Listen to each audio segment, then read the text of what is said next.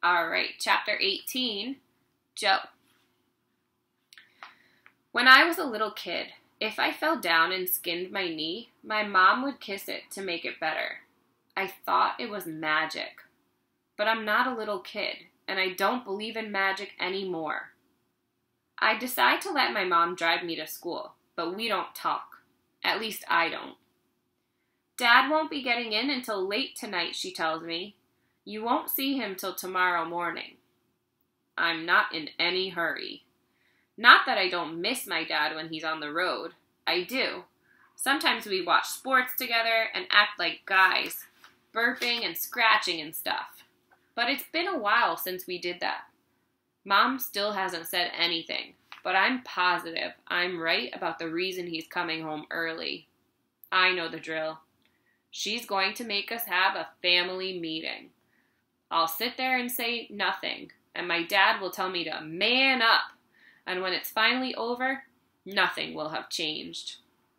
Mom will still be the lunch monitor, Dylan Samreen will still be giving me a hard time about it, and 5th grade will still suck as much as it did before. Hey, Pud, not Puddy, Dylan says as I walk into room 506. He's standing by the door, like he's been waiting for me. Lucy Mulligan giggles, which pretty much guarantees that the dumb joke will be following me around for a while. The funny thing about Lucy is that she and I used to be friends.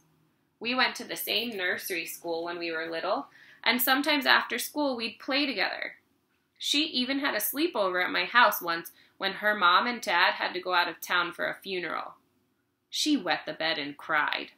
My mother put the dirty sheets in the washing machine, and Lucy made me promise that I wouldn't tell anybody at school about it. I never did. Dylan is about to say something else, but then his dark eyes slide to the left, and there's an evil sparkle that I know so well. I turn around to see what he's looking at. Ravi has just entered with his green backpack and ironed blue jeans. For some reason, he's looking especially shrimpy today. His shoulders only come up to my belly button, which means I can actually look down and see the top of his head. He's wearing the whitest sneakers I've ever seen in my life, and he's holding a square metal box with flowers painted on it. What's in the box? Dylan asks him. Cookies, he says, for Mrs. Beam. I look at Ravi in his weird flat clothes, holding his little flowery box of cookies, and wonder if he realizes he's a zebra. Boys and girls, please take your seats, Mrs. Beam calls from the front of the classroom.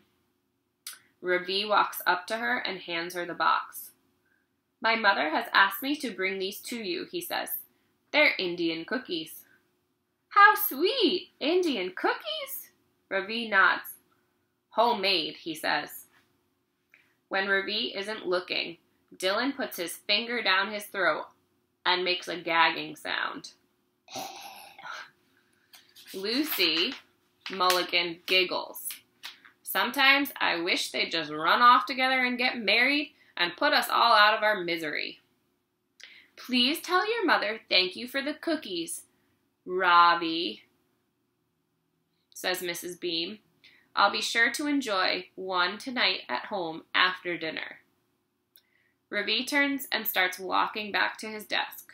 He looks happy, but I notice he's staring at my feet. He probably thinks I'm going to try to trip him. I wonder if he thinks I'm the one who swiped his mechanical pencils, too. After she finishes taking the roll call, Mrs. Beam tells us to do silent reading until it's time to go to gym. I pull out my book and turn to the place where I left off reading last night. I've only got a few more chapters to go, and I want to know how the story turns out. Dylan asks if he can go get a drink of water, and I can tell he's up to something. Sure enough, on the way back, he tosses a folded up piece of paper on my desk. I open it up, and there's a drawing of a bunch of people. Almost everyone is wearing a t-shirt that says, I'm with stupid on it.